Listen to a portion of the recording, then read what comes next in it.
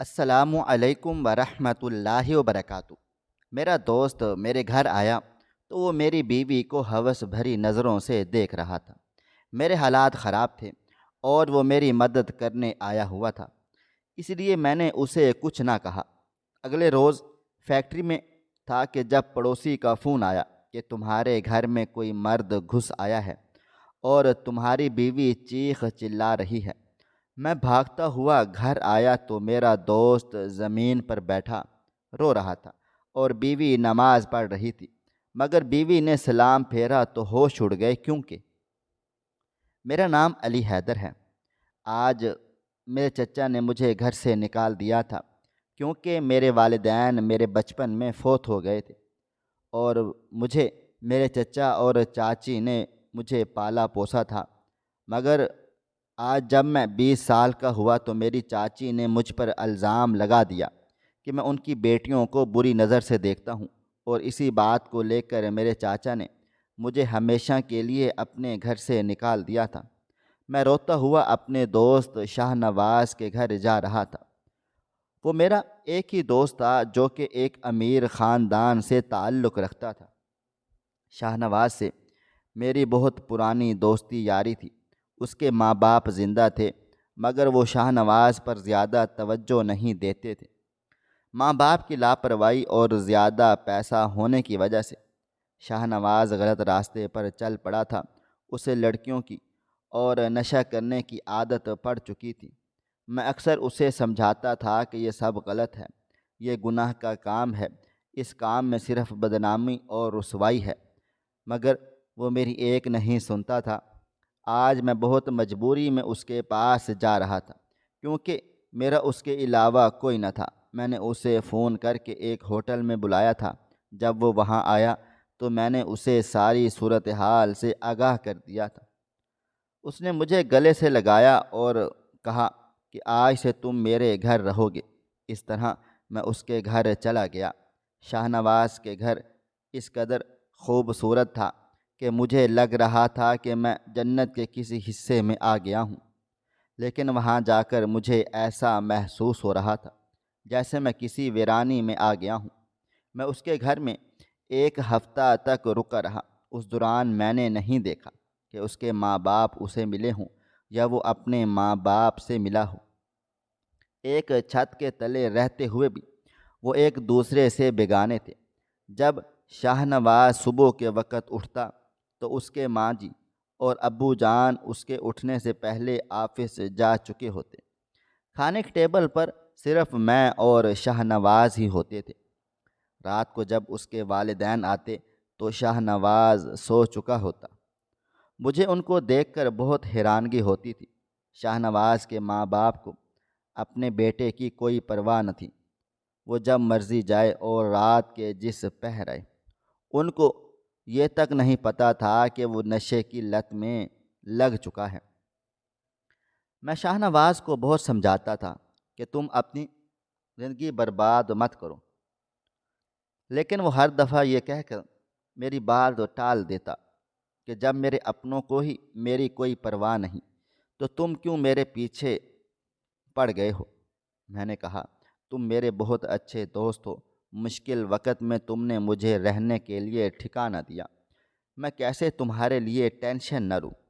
ایک دن میں نے شاہ نواز سے کہا کہ مجھے رہنے کے لیے کوئی مکان رینٹ پر لے دو، میں تم پر مزید بوجھ نہیں بننا چاہتا۔ تب وہ بولا کہ دوست بوجھ نہیں ہوتے، پھر ہمارا یہ اتنا بڑا گھر کس کام آئے گا۔ تو میں نے کہا نہیں یار، میں یہاں مزید رک نہیں سکتا، چلو تم میرے ساتھ چلو، مل کر کوئی چھوٹا سا مکان کرائے پر ڈھونڈ لیتے ہیں۔ ہم دونوں گاڑی میں بیٹھے اور کچی بستی کی طرف چل پڑے تھے۔ وہاں جا کر معلوم ہوا کہ اس محلے میں 2 کمروں پر مشتمل ایک مکان ہے، جس میں ایک بوڑھا آدمی اپنی بیٹی کے ساتھ ایک کمرے میں رہتا ہے اور دوسرا کمرہ رینٹ کے لیے خالی ہے۔ میں اور شاہ نواز اس بوڑھے آدمی کے گھر چلے گئے۔ دروازے پر دستک دی تو دروازہ ایک لڑکی نے کھولا جس نے اپنا چہرہ کپڑے سے چھپایا ہوا تھا۔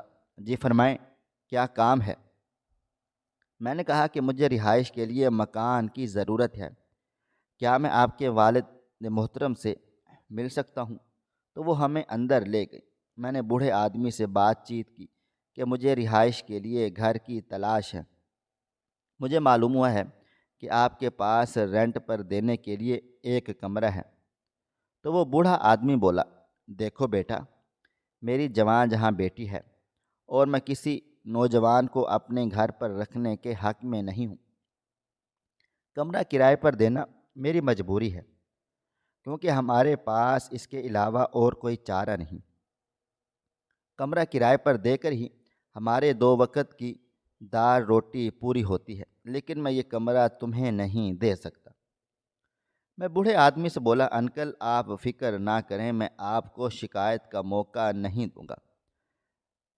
میں صبح کام پر جایا کروں گا اور شام کو لوٹا کروں گا، صرف میں سونے کے لیے یہاں پر آیا کروں گا۔ وہ بوڑھا آدمی مان نہیں رہا تھا، لیکن جیسے تیسے کر کے میں نے اور شاہ نواز نے انہیں منا ہی لیا تھا۔ شاہ نواز نے بوڑھے آدمی کو ایڈوانس کے طور پر کچھ رقم دی اور اگلے روز کا کہہ کر ہم واپس آ گئے۔ کیونکہ شاہ نواز کے گھر پر میرا کچھ سامان اور کپڑے پڑے ہوئے تھے، مجھے اپنے گھر چھوڑنے کے بعد شاہ نواز بولا، علی حیدر تم کمرے میں چلے جاؤ، میں بس تھوڑی دیر میں آتا ہوں۔ شاہ نواز کے جانے کے بعد میں نے اپنے کپڑے اور جو ضروری سامان تھا وہ اپنے بیگ میں رکھ لیا تھا۔ کچھ دیر کے بعد شاہ نواز بھی آ گیا۔ اس نے آتے ہی کھانا لگوایا۔ ہم کھانے کی ٹیبل پر بیٹھے تھے۔ شاہ نواز بولا، علی حیدر تم نے دیکھا تھا اس لڑکی کو؟ میں دماغ پر زور دیتے ہوئے بولا، تم کس لڑکی کی بات کر رہے ہو؟ تو وہ شاہ نواز بولا، میں اسی لڑکی کی بات کر رہا ہوں، وہ دیکھنے میں بہت ہی حسین و جمیل لگ رہی تھی۔ نقاب تو اس نے ایسے کیا ہوا تھا جیسے کوئی بہت بڑی نیک پردے دار ہے۔ میرے ذہن میں ابھی بھی یہ بات نہیں آئی تھی کہ وہ کس لڑکی کی بات کر رہا تھا۔ مجھے سوچ میں دیکھ کر شاہ نواز بولا، ارے یار تم ابھی بھی نہیں سمجھے کہ میں کس لڑکی کی بات کر رہا ہوں؟ میں اس لڑکی کی بات کر رہا ہوں جہاں تم نے کمرہ کرائے پر لیا ہے، اس بوڑھے آدمی کی بیٹی۔ اب بھی کچھ یاد آیا کہ نہیں؟ میں بولا، میں نے غور نہیں کیا تھا، اور ویسے بھی میں کسی کی بہن بیٹی پر نظر ڈالنا گوارا نہیں کرتا، کیونکہ وہ بھی تو کسی کی عزت ہوتی ہے۔ تب شاہ نواز بولا، زیادہ نیک بننے کی کوشش مت کرو، وہ کون سا تمہاری سگی بہن ہے جو تم اس طرح سے کہہ رہے ہو؟ شاہ نواز کو لگتا تھا کہ پیسے سے ہر خوبصورت لڑکی کو خریدا جا سکتا ہے، مگر میں اسے سمجھانا چاہتا تھا کہ اس کی سوچ بہت غلط ہے، لیکن وہ کسی کی سننے والا کہاں تھا۔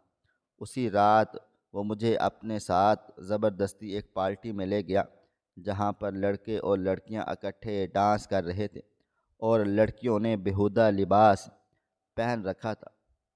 میں شاہ نواز کو بتائے بغیر گھر آ گیا تھا۔ اگلی صبح میں نے اپنا سامان باندھا اور کچی بستی جہاں میں نے کمرہ کرائے پر لیا ہوا تھا وہاں پر چلا گیا۔ شاہ نواز جو سو رہا تھا، میں نے اسے جگانا مناسب نہ سمجھا۔ اصل میں مجھے رات والی بات پر غصہ تھا۔ جب اسے پتہ تھا کہ مجھے یہ سب کچھ پسند نہیں، تو وہ جان بوجھ کر مجھے وہاں کیوں لے کر گیا تھا؟ گھر کے دروازے پر پہنچ کر میں نے دستک دی۔ دروازہ بوڑھی آدمی کی بیٹی جس کا نام صدف تھا، اس نے کھولا۔ اندر جانے کے بعد میں نے سلام کیا۔ مالک مکان بولا، اوپر چلے جاؤ، اوپر والا کمرہ تمہارا ہے۔ ایک کمرہ نیچے تھا اور ایک ہی کمرہ اوپر تھا۔ میں اوپر والے کمرے میں رہائش پذیر تھا۔ ایک رات میں پرسکون سو رہا تھا کہ مجھے کسی کے رونے کی آواز آنے لگی۔ میں جلدی سے اٹھا کہ شاید میں نے کوئی برا خواب دیکھا ہے، لیکن آواز تو حقیقت میں آ رہی تھی۔ جب میں نے آواز کا تعاقب کیا تو آواز نیچے سے آ رہی تھی۔ میں نہ چاہتے ہوئے بھی سیڑھی اترتے نیچے چلا گیا۔ نیچے جا کر دیکھا تو صدف کا بابا نیچے زمین پر بے ہوش گرا پڑا ہے اور وہ اپنے بابا جان کو ہوش میں لانے کی ناکام کوشش کر رہی ہے۔ میں نے صدف کے بابا کو اٹھا کر چارپائی پر لٹا دیا۔ میں نے صدف سے پوچھا کہ انکل کو کیا ہوا ہے، تب وہ آگے سے کچھ نہ بولے۔ میں نے جلدی سے شاہ نواز کو فون کر کے بلا لیا اور ہم دونوں صدف کے بابا کو گاڑی میں لٹا کر ہسپتال لے کر چلے گئے۔ صدف کے بابا کی طبیعت بہت نازک تھی، انہیں ہارٹ اٹیک آیا تھا۔ ڈاکٹر نے کہا کہ انہیں 3 دن ہسپتال میں ہی رکھنا ہوگا۔ انہیں ایڈمٹ کروانے کے بعد ہسپتال سے چلا گیا تھا اور جاتے ہوئے وہ مجھے صدف کے بابا کے علاج کے لیے کچھ رقم بھی دے کر چلا گیا، کیونکہ میرے پاس تو اس وقت کچھ بھی نہیں تھا۔ وہ رات میں نے ہسپتال میں اکیلے ہی گزاری تھی۔ میں سوچ رہا تھا کہ اگر آج ان کا کوئی بیٹا ہوتا تو وہ میری جگہ کھڑا ہوتا۔ صدف جو کبھی گھر سے باہر نہیں نکلی تھی، وہ ہسپتال بھی نہیں آئی تھی، کیونکہ وہ پردے کا خاص اہتمام کرتی تھی۔ وہ رات ہسپتال میں گزارنے کے بعد اگلے دن میں صبح گھر چلا گیا تو صدف بہت زیادہ گھبرائی ہوئی تھی۔ میں نے اسے کہا کہ فکر نہ کرو، آپ کے بابا جان بالکل ٹھیک ٹھاک ہیں، انشاءاللہ کل یا پرسوں تک ڈاکٹرز انہیں ہسپتال سے ڈسچارج کر دیں گے۔ میری بات سننے کے بعد وہ کمرے میں چلی گئی اور پھوٹ پھوٹ کر رونے لگ گئی۔ میں کپڑے تبدیل کرنے کے بعد نیچے آیا اور صدف سے کہا کہ وہ دروازہ بند کر لے، میں ہسپتال جا رہا ہوں۔ میں نے اتنی سادہ اور پاکیزہ لڑکی اپنی زندگی میں نہیں دیکھی تھی۔ شاید یہ صدف کے والد سفیان صاحب کی تربیت کا ہی اثر تھا کہ وہ کسی غیر سے بات نہیں کرتی تھی۔ اگر کسی غیر مرد کے سامنے جاتی بھی تو پردے میں جاتی۔ میں ہسپتال پہنچا تو مجھے پتہ چلا سفیان صاحب کی طبیعت نازک سے نازک تر ہوتی چلی جا رہی ہے۔ ڈاکٹرز نے فوری آپریشن کا کہا تھا۔ ڈاکٹرز نے مجھ سے پیپرز پر سائن کروا لیے، دستخط، اور آپریشن کی تیاریاں کرنے لگے۔ سفیان صاحب کا آپریشن شام کے 5 بجے ہوا۔ ڈاکٹر سے اجازت لینے کے بعد میں ان کے کمرے میں ان سے ملنے کے لیے چلا گیا تو میں نے دیکھا کہ ان کی آنکھوں میں آنسو تھے۔ وہ مجھ سے کچھ کہنے کی کوشش کر رہے تھے، لیکن الفاظ ان کا ساتھ نہیں دے رہے تھے۔ وہ مجھ سے بولے، بیٹا میری بیٹی کا دھیان رکھنا، میرے علاوہ اس دنیا میں صدف کا کوئی بھی نہیں ہے اور مجھے نہیں لگتا کہ میں زیادہ دیر جی پاؤں گا۔ مجھے اپنی زندگی ختم ہوتی ہوئی محسوس ہو رہی ہے۔ میں نے کہا، انکل آپ ایسی باتیں نہیں کریں، اللہ تعالیٰ آپ کو صحت دے، آپ ٹھیک ہو جائیں گے۔ تب وہ بولے، مجھے ایک دفعہ میری بیٹی سے ملاقات کروا دو، میں آخری دفعہ اسے دیکھنا چاہتا ہوں، تم ابھی جا کر اسے لے آؤ، کیا پتہ سانسوں کی ڈور کب ساتھ چھوڑ جائے۔ میں ہاں میں سر ہلاتا ہوا کمرے سے باہر آ گیا۔ ہسپتال کے باہر سے میں نے رکشہ لیا اور گھر پہنچ گیا۔ گھر پہنچ کر میں نے صدف سے کہا کہ وہ جلدی سے تیار ہو جائے، اس کے بابا اسے بلا رہے ہیں۔ صدف بڑی معصومیت سے بولی، لیکن میرے بابا تو کہا کرتے ہیں کہ اچھی بیٹیاں گھر سے باہر کو قدم نہیں رکھتی۔ میں نے کہا، صدف یہ وقت ان باتوں کا نہیں ہے، انکل کی طبیعت بہت نازک ہے، وہ تمہیں یاد کر رہے ہیں، وہ تم سے ملنا چاہتے ہیں۔ تب صدف نے جلدی سے بڑے سے کالے رنگ کی چادر اوڑھی اور میرے ساتھ ہسپتال جانے کے لیے چل پڑی تھی۔ میں صدف کو اپنے ساتھ سفیان صاحب کے کمرے میں لے کر چلا گیا۔ سفیان صاحب صدف کو دیکھ کر اٹھنے کی کوشش کرنے لگے۔ تب میں نے انہیں کندھے سے پکڑ کر کہا، انکل آپ آرام کریں۔ صدف کو دیکھ کر وہ رونے لگ گئے تھے۔ صدف بولی، بابا جان مجھے امید ہے کہ آپ جلد ٹھیک ہو جائیں گے۔ سفیان صاحب بولے، مجھے اپنی طبیعت کی فکر نہیں ہے، مجھے فکر ہے سو صرف تمہاری، کہ میرے بعد تمہارا کیا بنے گا۔ صدف خود بھی رونے لگی۔ وہ بولی، بابا جان کیسی باتیں کر رہے ہیں آپ، اللہ تعالیٰ آپ کو صحت دے گا، آپ کے بغیر تو میں جینے کا تصور بھی نہیں کر سکتی، کیونکہ آپ ہی میرا واحد سہارا ہیں۔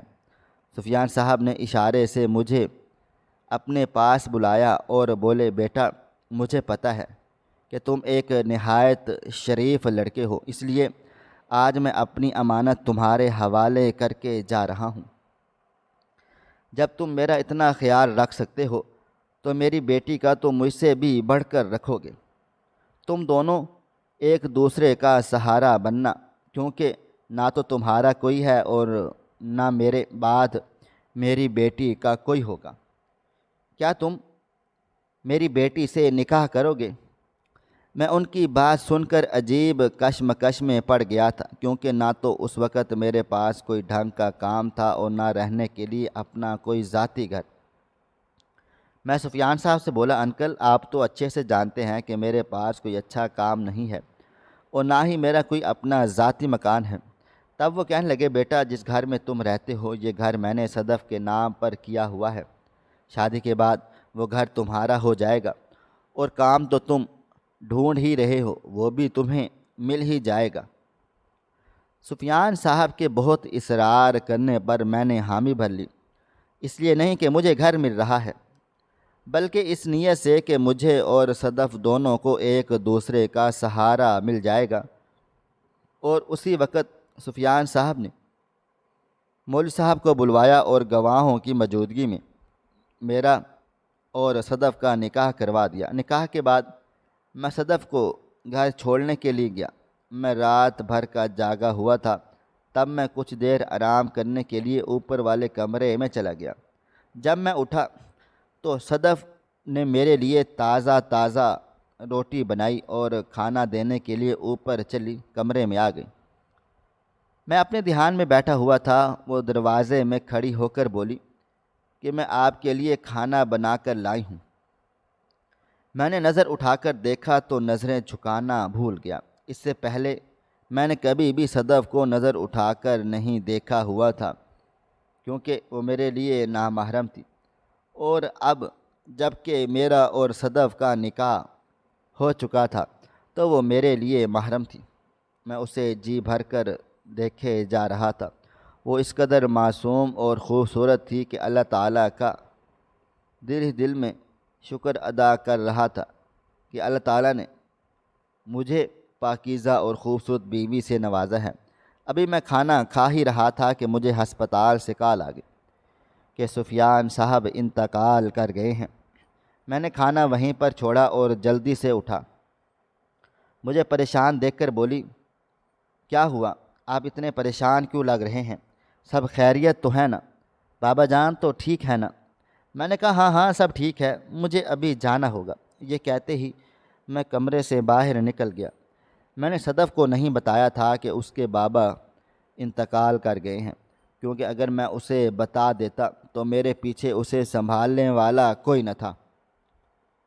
میں نے ہسپتال جاتے ہوئے شاہ نواز کو فون کر کے ساری صورتحال سے آگاہ کر دیا۔ وہ بھی ہسپتال پہنچ گیا۔ ہم میت کو لے کر گھر آ گئے۔ صدف اپنے بابا جان کی میت کو صبر و تحمل سے دیکھنے لگی۔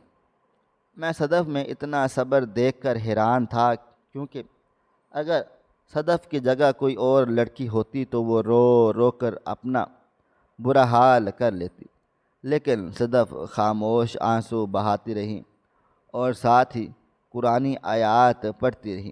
جب میت کو اٹھانے کا وقت آیا تو وہ بوجھل قدموں کے ساتھ کمرے میں چلی گئی۔ اپنے بابا جان کے چلے جانے کے بعد صدف بہت زیادہ اداس رہنے لگی۔ میں بہت زیادہ کوشش کیا کرتا کہ اسے خوش رکھوں، لیکن یہ تو میں بھی جانتا تھا کہ اپنوں کے چلے جانے کا غم اندر سے انسان کو توڑ کے رکھ دیتا ہے۔ میں چاہتا تھا کہ صدف خوش رہے، اپنا خیال رکھے، تاکہ میں بھی گھر سے باہر نکل کر کام کا پتہ کر سکوں، کیونکہ اب تک تو میں شاہ نواز کے ٹکڑوں پر پڑ رہا تھا۔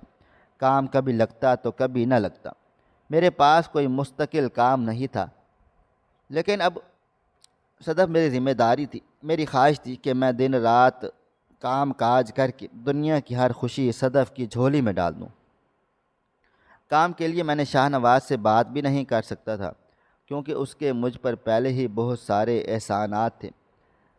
کام کی تلاش میں صبح گھر سے نکلتا اور شام کو گھر لوٹتا، لیکن مجھے کہیں بھی اچھا نہیں کام مل رہا تھا۔ اس دوران ایک دن شاہ نواز ہمارے گھر چلا آیا۔ میں نے پوچھا، شاہ نواز کیا کھاؤ گے؟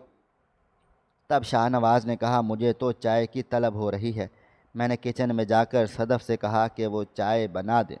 صدف بولی، دودھ نہیں ہے، میں کیسے چائے بناؤں؟ دودھ تو دور، چینی بھی ختم ہو گئی ہے۔ گھر میں کوئی بھی ایسی چیز نہیں ہے جو میں بنا کر آپ کے دوست کو کھلا دوں۔ میں شرمندگی سے شاہ نواز کے پاس جا کر بیٹھ گیا۔ کچھ دیر کے بعد شاہ نواز بولا، ارے یار، اتنی دیر چائے بنانے میں لگا دی؟ مجھے لگتا ہے کہ تمہاری بیوی کافی سستی سے کام کاج کرتی ہے۔ میں نے کہا، شاہ نواز ایسی کوئی بات نہیں ہے، مجھے تو یہ بتاتے ہوئے شرم آ رہی ہے کہ گھر کا راشن مکمل طور پر ختم ہو چکا ہے۔ پھر شاہ نواز نے مجھے گھر کے راشن کے لیے 10,000 روپے دے دیے۔ میں نے کہا کہ نہیں، مجھے ان پیسوں کی ضرورت نہیں ہے، انشاءاللہ مجھے جلد ہی کوئی نہ کوئی کام مل جائے گا۔ تب وہ بولا، جب ملے گا تو دیکھا جائے گا، فی الحال تم جاؤ اور گھر کا راشن لے کر آؤ۔ میں نے کہا، اچھا تم یہیں بیٹھو، میں ابھی راشن لاتا ہوں۔ میں نے نوٹ کیا تھا کہ شاہ نواز بار بار کمرے کی جانب دیکھے جا رہا تھا۔ میں یہ بات نظر انداز کر کے چائے کا سامان لینے چلا گیا۔ جب کچھ دیر کے بعد آیا تو شاہ نواز جا چکا تھا اور صدف بیٹھی اور رو رہی تھی۔ اس کو روتا دیکھ کر میرے دل کو کچھ ہوا تھا۔ میں نے پوچھا، صدف کیا ہوا ہے، کیوں رو رہی ہو؟ تب وہ بولی، آپ اپنے اس دوست کو یہاں مت آنے دیا کریں، اس کی نظریں ٹھیک نہیں ہیں، ہوس بھری نظروں سے میری طرف دیکھتا ہے۔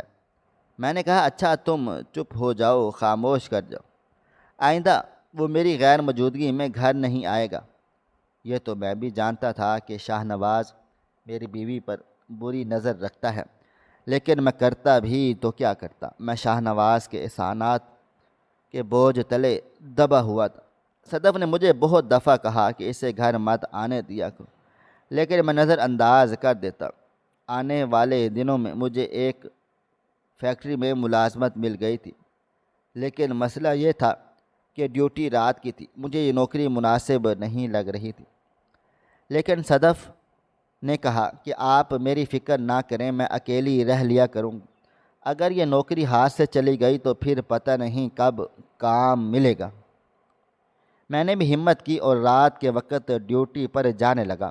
میں چاہتا تھا کہ یہ بات شاہ نواز کو پتہ نہ چلے کہ میری رات کی ڈیوٹی ہے، لیکن جب ایک رات شاہ نواز مجھ سے ملنے گھر چلا آیا تو اسے پتہ چل گیا کہ میں رات کو ڈیوٹی پر جاتا ہوں۔ میرے ڈیوٹی پر چلے جانے کے بعد وہ رات کو میرے گھر آتا اور صدف کو تنگ کرتا۔ ایک رات میں ڈیوٹی پر تھا کہ مجھے میرے ہمسائے کی کال آئی۔ وہ بولا، جلدی سے آ جاؤ، تمہارے گھر سے تمہاری بیوی کے چیخنے چلانے کی آوازیں آ رہی ہیں۔ ہمسائے کی بات سن کر میں گھر کی طرف بھاگا تھا۔ جب میں گھر آیا تو جلدی سے تالا کھولنے لگا۔ میں نے چابی سے تالا کھولا تو سامنے کا منظر دیکھ میرے پاؤں تلے سے زمین نکل گئی تھی، کیونکہ شاہ نواز آگ کی لپیٹ میں تھا اور صدف صحن میں بے ہوش پڑی ہوئی تھی۔ میں نے جلدی سے محلے کے لوگوں کو بلایا اور شاہ نواز کو ہسپتال لے گیا۔ محلے کی کچھ عورتیں صدف کے پاس موجود تھیں۔ جو ڈاکٹر نے شاہ نواز کو ایڈمٹ کر لیا تھا۔ ڈاکٹرز کا کہنا تھا کہ شاہ نواز بری طرح سے جل چکا ہے، اس کا بچنا مشکل ہے۔ میری سمجھ سے باہر تھا کہ یہ سب کچھ کیسے ہو گیا۔ کچھ دیر کے بعد ڈاکٹر نے آ کر بتایا کہ شاہ نواز انتقال کر چکا ہے۔ وہیں پر دیوار کے ساتھ لگ کر رونے لگا۔ آج میرا دوست مجھے چھوڑ کر اس دنیا سے جا چکا تھا۔ میں نے شاہ نواز کے گھر فون کر کے بتا دیا کہ شاہ نواز انتقال کر گیا ہے۔ اس کے ماں باپ فوراً سے ہسپتال پہنچ گئے اور اس کی موت کا ذمہ دار مجھے ٹھہرا رہے تھے۔ میں نے کہا، شاہ نواز کی موت کا ذمہ دار میں نہیں ہوں، بلکہ آپ جو شروع سے ہیں اسے خود سے دور رکھتے آ رہے ہیں۔ آپ کے ٹائم نہ دینے کی وجہ سے وہ گناہوں کی دلدل میں پھنستا چلا گیا۔ شاہ نواز کی تدفین کے بعد میں گھر گیا تو صدف کو ہوش آ چکا تھا۔ میں نے صدف سے پوچھا کہ یہ سب کچھ کیسے ہوا، تو صدف میرے سینے سے لگ کر زاروں قطار رونے لگی اور وہ بولی، شاہ نواز دیوار پھلانگ کر گھر میں داخل ہوا تھا اور پھر وہ میری عزت کے ساتھ کھیلنے کی کوشش کر رہا تھا۔ میں نے خود کو کمرے میں بند کر لیا۔ کچھ دیر کے بعد مجھے چیخوں کی آواز آنے لگی۔ میں نے جلدی سے دروازہ کھولا اور باہر آ گئی تھی۔ جب میں نے کچن میں جا کر دیکھا تو شاہ نواز آگ کی لپیٹ میں تھا، کیونکہ جب شاہ نواز دیوار پھلانگ کر آیا تو میں کچن میں دودھ گرم کرنے لگی تھی۔ میں نے گیس والا چولہا کھولا ہی تھا کہ شاہ نواز کچن میں آ گیا۔ وہ میرے ساتھ غلط حرکت کرنا چاہتا تھا، مگر میں اپنی جان چھڑا کر کمرے کی طرف بھاگ گئی اور خود کو کمرے میں بند کر لیا۔ شاہ نواز کتنی دیر تک دروازہ بجاتا رہا، پھر شاید کچن میں وہ سگریٹ سلگانے کے لیے گیا۔ اس نے ماچس جلائی تو گیس جمع ہونے کی وجہ سے کچن میں آگ لگ گئی تھی اور وہ اسی آگ کا شکار ہو گیا تھا۔ میں نے کہا کہ تم پاکیزہ تھی، اس لیے میرے اللہ تعالیٰ نے تمہاری عزت کو محفوظ رکھا اور شاہ نواز کو اس کے کیے کی سزا مل گئی ہے۔ وہ کہنے لگا، لیکن میں پھر بھی شاہ نواز کے لیے مغفرت کی دعا کروں گی، اللہ تعالیٰ اس کے تمام گناہ معاف کر دے۔ سچ بات تو یہ ہے کہ دنیاوی مقاصد اور دنیاوی ہوس کو پورا کرنے کے لیے جو دوست یار بنائے جاتے ہیں وہ زیادہ دیر تک دوستی یاری کو نبھا نہیں پاتے۔ ایسے دوستوں کے ساتھ درمیان نہ محبت ہوتی ہے، نہ وقار اور نہ ہی وفا اور نہ ہی ساتھ دینے کا حوصلہ اور نہ ہی مشکل وقت میں نمٹنے کی حوصلہ ہمت ہوتی ہے۔ اٹل اور تلخ حقیقت یہی ہے، جو لوگ خالص اللہ تعالیٰ کے لیے ملتے ہیں اور دوست بناتے ہیں وہ لوگ کبھی بھی دھوکہ نہیں کھاتے اور نہ ہی دھوکہ دیتے ہیں، کیونکہ خاص اللہ تعالیٰ کے لیے دوسروں سے محبت کرنے والے، مشکل وقت میں کام آنے والے، حق بات سامنے والے کو پہنچانے والے اور سچی بات کرنے والے کبھی بھی جھوٹ نہیں بولتے، فریب نہیں کرتے اور نہ ہی کبھی دھوکہ دیتے ہیں۔ ایسے لوگوں کا مقصد صرف اور صرف اللہ تعالیٰ کے احکامات کو ماننا، ایمانداری سے دوسروں تک پہنچانا اور سنت رسول صلی اللہ علیہ وآلہ وسلم کی پیروی کرنا ہوتا ہے، اور ایسے لوگ ہی دنیا اور آخرت میں کامیاب ہوتے ہیں۔ ہم کتنی آسانی سے کسی کے آگے دوستی کا ہاتھ بڑھا دیتے ہیں، کبھی یہ جاننے کی کوشش نہیں کرتے کہ آیا وہ شخص دوستی کے قابل ہے بھی یا نہیں۔ سچا اور مخلص دوست وہی ہوتا ہے جو اپنے دوست میں خامیاں نہ ڈھونڈے بلکہ خوبیوں کو سرا دے اور اس کی خامیوں کو دور کرنے کی کوشش کر دے۔ مخلص دوست وہ ہوتا ہے جو دوست کی عزت کو اپنی عزت سمجھے اور اپنے دوست کی غیر موجودگی میں اس کی عزت کو مت اچھالے۔